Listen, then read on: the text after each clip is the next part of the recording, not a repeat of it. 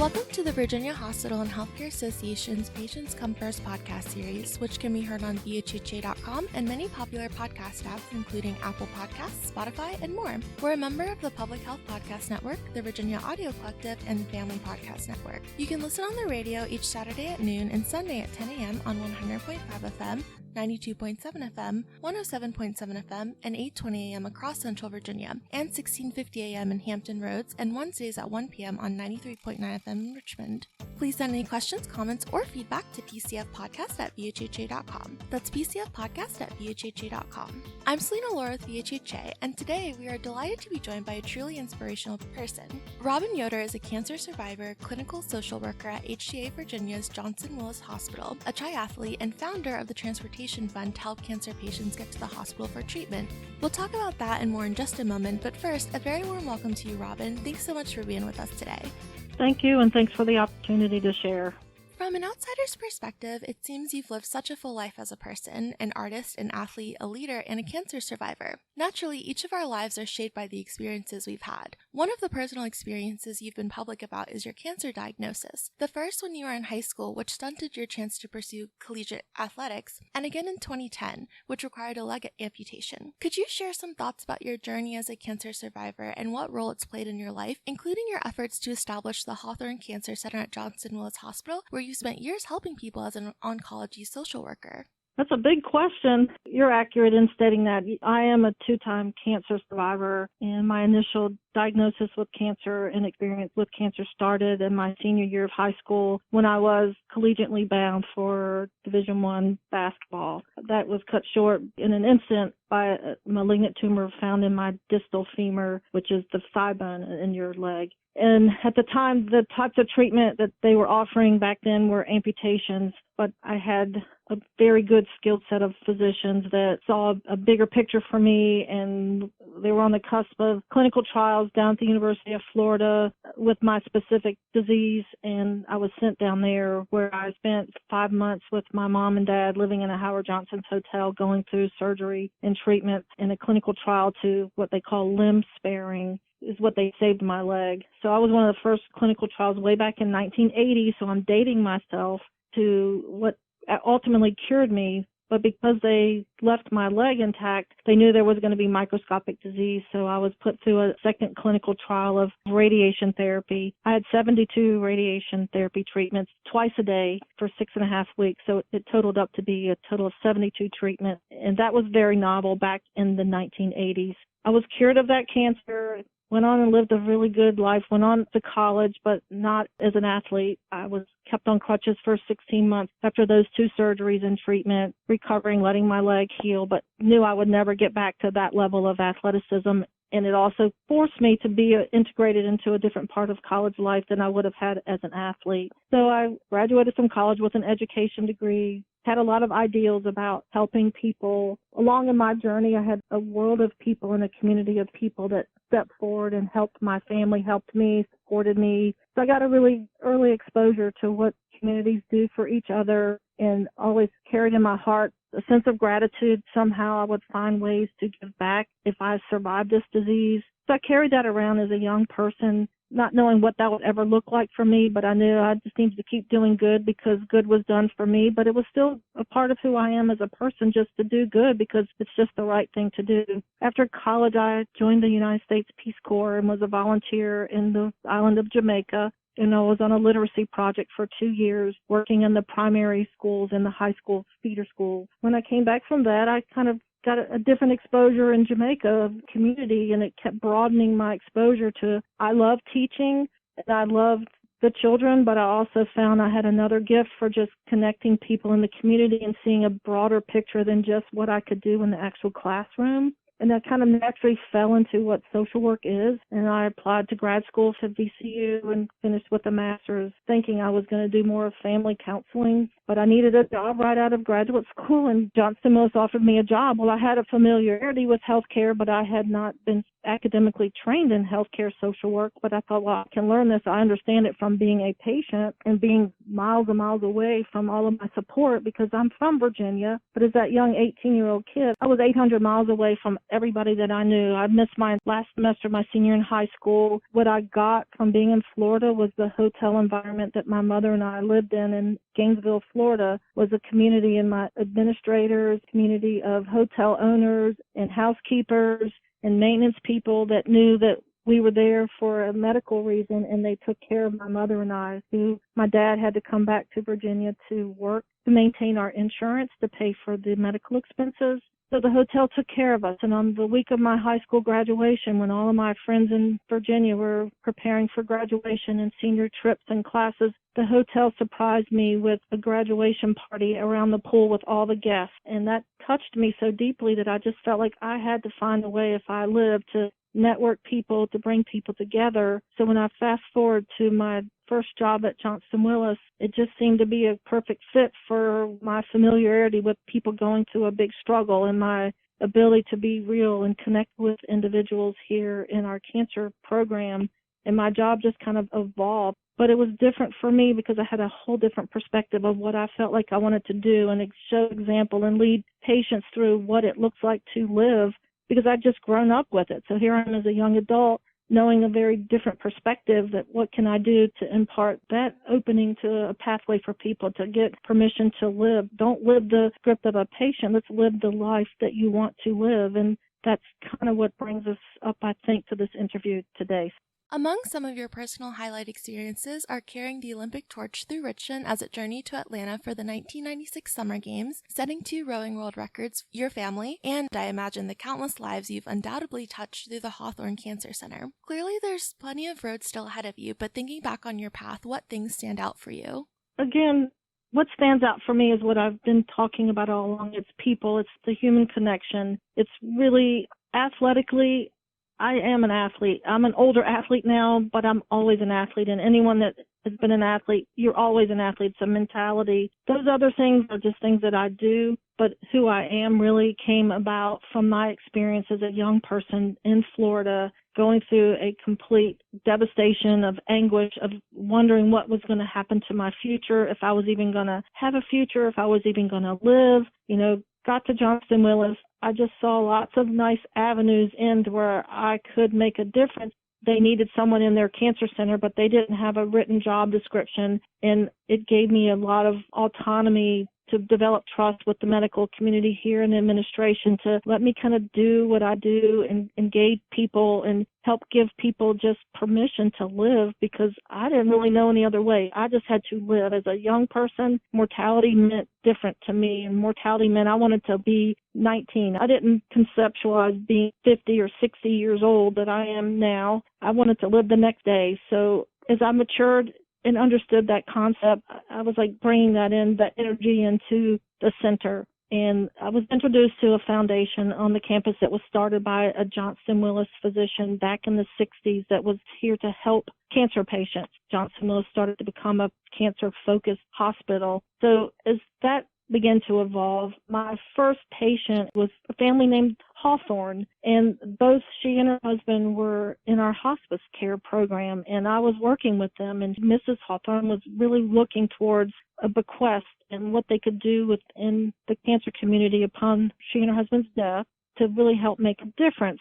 And I always carried an idea in my heart, but I didn't know how I would ever have means to fulfill that idea and realize that idea. But all of a sudden I was understanding again how things work in my life. The right person is coming into my world, and my path is colliding with someone that has a means but doesn't have a vision. And I did have a vision that I wanted to create a center that people could come together and share in a non-medical threatening environment that looks friendly and inviting and upbeat and lively. And as I started talking with Mrs. Hawthorne, our ideas were kind of clicking. And when she and her husband passed, they left a very generous bequest to the foundation and earmarked for it to be something more permanent outside of the bounds, the arm of our just financial program. So I took my vision to the board of directors and gave them the vision of a center like a welcoming atrium, a lounge for cancer patients that had all the resources that could come in and seek emotional support, educational support, support groups, counseling, all under one roof that feels warm and welcoming. So that vision was accepted by our foundation, and we were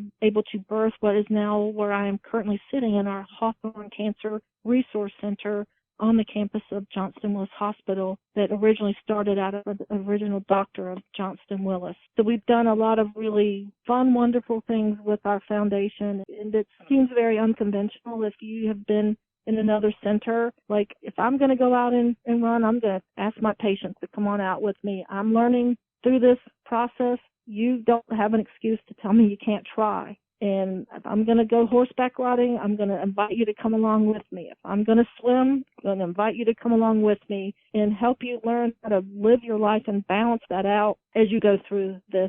So to fast forward, it was 12 years ago that, again, I started participating in bigger events around the community. And I was in an Ironman triathlon down in Augusta, Georgia, and I was struggling in my running portion. And after the event, I said, I will let myself rest, and I'll give myself 6 to 8 months, and I'll just let my body recover. And as I started training again, my right side, which is where I had cancer way back in the day, was really weak and having some pain and some swelling, and it just didn't feel right. But I understood prior treatment, and that leg had been really assaulted trying to be cured, but something was still different. So I took myself to an oncologist here at the Medical College of Virginia, who by just coincidence again in my life was a fellow training a big physician down at the University of Florida at that time. And he's followed me my whole life. He practices at MCV. So I called him and I told him that I was having problems, and he asked me to please come in, and he felt what I was feeling. He saw what I was seeing on my leg. And a stat MRI and a stat biopsy led to a totally new diagnosis that happened because of the treatment that cured me way back in the day, which is such the irony of this whole story, that the treatment that cured me at that moment could very well now take me out of here and kill me. So really what ended up happening is I had to have my whole right leg amputated. After all of this, that's what happened 12 years ago in 2010. So that is still the spirit of what I bring to the present day patient, is this fishbowl life I've had to live, because it's been I guess people tell me it's an inspiring story. I don't always see it that way, but I do respect and understand when people tell me that, because it's been a really tough journey, but it's the only journey I've ever known. And my whole spirit and wanting to live in this world and help make things better for the next person always is with me. So I have to do that myself if I'm going to ask that of someone else. So that is really the driving force. And this foundation that I'm so proud of here, and thankfully Johnston Willis has continued to see the value in what one of their doctors originally started, and has continued to support us. So things became very challenging through COVID when the world shut down, and as we started to reassimilate to what our new normal is going to be in our center. Over the last year and a half, I saw so many struggles with patients, just with the economy fluctuating, gas prices fluctuating, trying to find ways that the foundation could continue to be helpful to patients. And then out of the blue last year, again, a humble moment, this hospital named me the national recipient of the first humanitarian award. I had no knowledge of that, and very humbled that they picked me of this entire corporation to be that employee person. With that award came a $5,000 award. Actually, it came $10,000. $5,000 was for my own personal use, and $5,000 was to the charities of my choice. And I'm involved in 2 really meaningful charities here in Richmond. Obviously, the Hawthorne Cancer Foundation is one, and secondly, Sportable, which is a Paralympic sports and adaptive club for people that live in the Richmond metropolitan area that have physical and visual challenges. And so I split my $5,000 between both organizations, and with Sportable, I earmarked that for a pickleball program, because in the midst of all of this, I have learned to play pickleball. So Sportable put together a fun 9-week program this summer in a partnership with the Chesterfield Parks and Recreation and Chesterfield Pickleball Association, and we put on a really fantastic 9-week clinic this summer, and I was able to get 15 other athletes with disabilities exposed to this game that I'm now loving, and it was just a phenomenal program, and it also built my confidence up to where me as an amputee can feel confident enough to show up at the pickup games on Saturday and play with able-bodied people, and gave me the confidence to play in a league this fall that I played with I was the only out of 310 people that played in the league, I was the only disabled person, but it brought my skill level up to where I can show up and play, and it just made me feel inclusive, and that's what this whole picture is all about. The other part of my monies went to the Hawthorne Foundation. As I started to think about the challenges I was seeing with our cancer patients, I was really gutted by the fact that so many patients that were coming from outlying counties that were having to come 5 days a week for 6 weeks straight, or 3 days a week for chemotherapy from outlying counties, were having to pay $4 and $4.50 for a gallon of gas. That became the barrier for treatment for some patients. Not a lot, all of them, but for some, they were having to make hard decisions to come put gas in their car to come for treatment or to buy food for their family. And I was like, this is just wrong. This is so wrong. The economy, can't control the big economy, but I can control little pieces of it here. And so I took that money of the $2,500 and started a little transportation fund for gas cards for a very specific patient. And we started to grow that fund. And this fall, I made it into kind of create a fun event. And here in the oncology world, we really promote activity, and I don't mean competitive activity unless that's what you do, but just moving and walking, the benefits of walking and eating well. And we've got this great resource right here in our own backyard called the Virginia Capitol Trail, and I thought, well, why can't we walk it? Why can't we figure out something to do? Because the Capitol Trail had put out this challenge to, over the course of the summer, to walk the trail and get people out there and engage in the community. I said, so why can't we do that with our foundation? So that's what I created. It's called the Fall Challenge on the Virginia Capitol Trail, and it was just trying to challenge people to use the whole fall to pick a Saturday and you go out on the trail and find points of interest and just move. It's a safe trail. It's beautiful. Ride your bike, rollerblade, walk. However way you take your kid, walk them on a stroller. However way you get there, just move. And then tally up on your honor distance. And let's see if by the end of the fall, 3 months, you can have walked the whole 51.7 miles. But I've said I'm going to do the whole thing. And I sectioned mine off into 5 days that I had plotted out how I was going to do this, and I was going to make it my fundraiser. And that's what I did, and ended up raising $14,005 for the transportation fund to build that up. So that kind of what brings us all up to date is to where we're talking at this moment.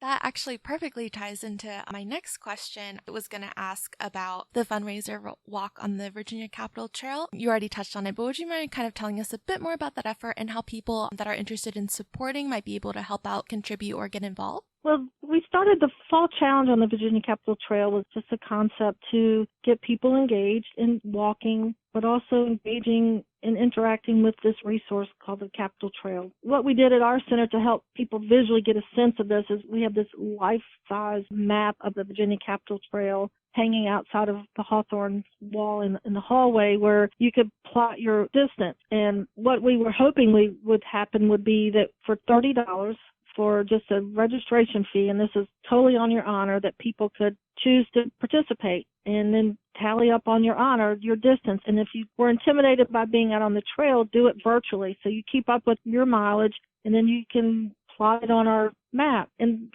some patients started to do that. I mean, patients were actually doing that and walking through their neighborhoods and plotting their distance on the map. But I was presenting, come walk with me. And these are the days I'm going to be walking, and these are the distances best that I can figure. So we knew we were going to make this an annual event, but we had to just do it the first time. So my executive director came along with me, and we started mile marker 0 at Jamestown Welcoming Center in Jamestown and started heading towards Richmond, Virginia. And I plotted it out for 5 days. It was, ended up walking a little longer the first day because there was some road race at the very start of our event. And we got so caught up at the runners at the very start of the mile marker 0, we walked in the direction they were going and realized after we were a mile out of our way, not on the trail. So we ended up having to backtrack ourselves before we could actually start. So we walked 2 extra miles the first day. So we ended up walking 15 miles. But as we were walking, we were able to really think together. He and I are very light thinkers, and thinking, what would this look like into the future, and what were the barriers for this event for people not getting engaged? It was really logistics of moving cars and how would we get people from point A to point B and everybody's different abilities. For one thing, this wasn't a race. It wasn't competitive. It was just walk. So that's what made it easier for me. And now I'm walking on a prosthetic, so is it really easy? Well, I don't know. I've just learned to accept the fact that this is how I have to walk, so I just do it. And because I wasn't racing, I could just walk. And what was beautiful about it was when I saw something that was worthy of a picture, I would stop and take pictures, and I was blogging it the whole way on my social media. And I was reflectively each night writing what I was experiencing, just trying to bring people in, but at the same time directing them to my fundraising page. It was called the Fall Challenge on the Capitol Trail, Rob and Yoder, and people then were catching on and just making donations, because I'm never going to ask somebody to do something that I wouldn't do. So if I have a vision, I'm going to do it. I'm just going to go out and do it. That's just who I am. So literally people just came on. I didn't have any corporate sponsors. I just had individual people that just were donating right on my page all 5 days. And here we are, lo and behold, $14,000 later. And that's all going into our transportation fund. But I did have two doctors that I work closely with, doctors David Randolph and David Randolph II, take on the challenge. And they together rode their bicycles on the trail. David II has a little 3-year-old, so they had him on the back of the bicycle. So the three of them rode the trail, and they themselves raised $6,000. So we now have raised $20,000 for what we know is going to do really good here in Central Virginia to help cancer patients. The fundraiser actually closes tomorrow, but that doesn't mean people in the community couldn't donate to the transportation fund or the other financial grant program fund. And you would do that by going to our website. It's called thehawthorne.org, and just make a donation simply on our website. And you have a section that you can designate how you would want your monies designated, whether you would want it towards the financial grant program or the transportation fund. Thank you for letting me share that part of who I am and what I do here. Well, thank you so much for sharing. And I saw that you're an accomplished stained glass artist and you continue to be a triathlete and you're doing these fundraisers. And so I just have to ask you, one, where do you find the time, and what have you learned just about the power of the human spirit through all that you've experienced and seen? Oh, goodness, that's another big question. Right now, I'm tired. I'll tell you that. I'm not tired physically from that walk. You know, that was the first question everybody kept asking, aren't you tired? Well, actually, I really wasn't.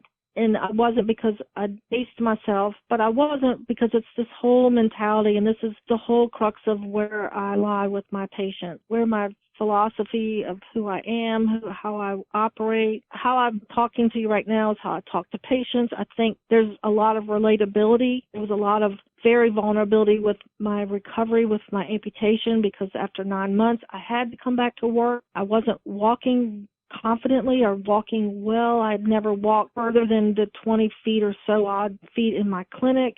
I'm having to now learn how to maneuver in a parking lot and a curve. And the first day I was coming back to work, there was a snowstorm in Richmond. I'd never had able to practice walking in snow in a clinic. You can't simulate that. And I'm trying to get to work, and I cried in the car sitting in the parking lot and called my boss to come out and help me walk in, because I'm now experiencing a whole new world that was not built and created the way I now am. So I just had all these obstacles, and I got into the building, and I was falling down in the hallway at the feet of my patients, and it really just put me in a very humbled position. But they also witnessed me get up, wipe some tears.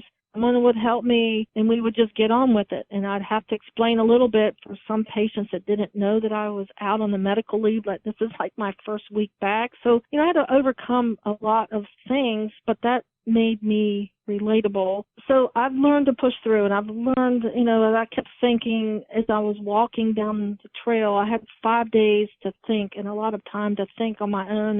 The foliage was beautiful. It was stimulating. What I was experiencing was stimulating. It was very reflective for me, because for me personally, October was the time that I truly was in the clinic learning how to be a prosthetic wearer as a high above the knee amputee. So there was a lot of symbolism, and for me, the timing of when this walk occurred, because I was taking my absolute very first step at this time of the year. Now here I'm walking 52 miles. Who would have ever, I didn't even know I could walk 20 steps. I walked 139,000 some odd steps on this walk these 5 days. It's just crazy to think about it. When I really look at my journey, this is the one thing that kept resonating in my head is there's just such a big difference between what one thinks they can do versus what one can actually do when you set your goals towards something and work steadily towards it. And you put yourself around good, positive, stimulating people that share similar goals as you. It's amazing what you're able to accomplish.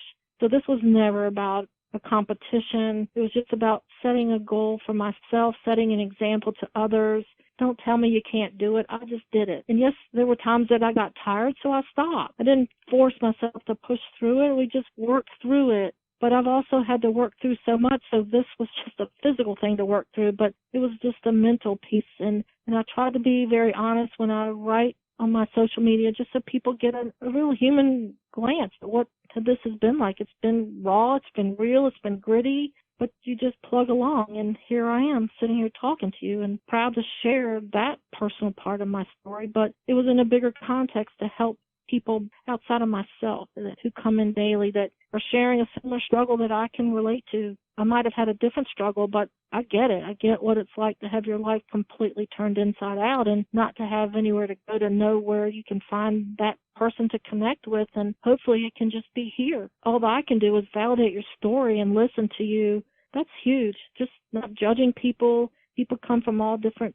stressors and all different circumstances, but I'm going to sit and listen, and I'm going to find a way to help bring you out of that, or either if I can't bring you out of that, I'm going to walk it with you. I'm always going to be respectful to the people that I choose to journey with and have journeyed with me. So I hope that answers your question in a roundabout kind of a way.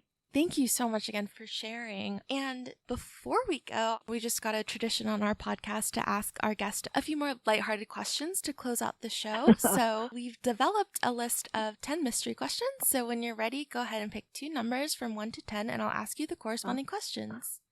Okay, let's do 1 and 10. Number 1, in the hypothetical scenario that you could anticipate your final day on Earth, what would your last meal be? Oh my gosh. Crab dip. Nice. From anywhere in particular? Oh, no. Just crab dip. That would be my last meal. And number 10, what is your happy place and why? I'm still looking for that. Honestly, I think I've came close to that just in my own head, my own solitude, walking on the trail, just really reflecting. And it sounds corny. It probably doesn't sound corny, but really my own humbleness of taking in for my personal journey where I am walking. I never imagined that I would have felt that. I felt very much at peace just to disconnect from the hecticness of my day-to-day life, even though I was bringing some of that with me, because I'll never not have that with me. I will always be an amputee. I will always wear a prosthetic to the last breath that I'm eating that crab dip, but I felt really at peace that I could do something that was simple. Walk. It was just simple. And for me, it wasn't simple. When I stood for the very first time on a prosthetic, I was devastated and terrified of how I would ever take a first step. And I've taken many first steps, and I took 139,000 steps on that trail. And that was a really peaceful place for me. I have many of them, but that just because it's recent and it resonated profoundly with me. And I feel like it really touched other people to follow along in my journey. And I hope somewhere along the way, I will never know this, but I hope somewhere along the way, anything that I've allowed myself to expose my life in talks like this, that people hear some little piece, but I'll never know, maybe. Sometimes people tell me, but that I made them think one more thing, that might be my possibility. I don't know what it will be for any individual, but I hope somewhere along the way someone just challenges himself just a little bit to stretch, because there really is such a big difference between what we think we can do and what we can actually do. And that's what I challenge myself with daily. So I hope that that filters out into someone else, and they hear that, or they read that, or they see something, and they go, I can do that. In spite of whatever's going on in your world, it's still going to go on, whether you're doing it or not. So you may as well just get up and try. That's been my philosophy through this. I can still be angry, but I'm still going to be angry and keep walking, or I can still be accepting of this, accepting facing something made it a whole lot easier once I let go of that anger and just allowed myself to accept this is what's happened. Now this is what I have to deal with. And I just simply walked. Thank you so much again for sharing that. And that will bring us to the close of another episode of the Virginia Hospital and Healthcare Association's Patients Come First podcast. If you like what you heard, please make sure to leave us a 5-star review on Apple Podcasts and subscribe so you know when new episodes are released. And we want to once again thank our guest, Robin Yoder, for joining us today. So thank you. It's been a pleasure. Thank you so much.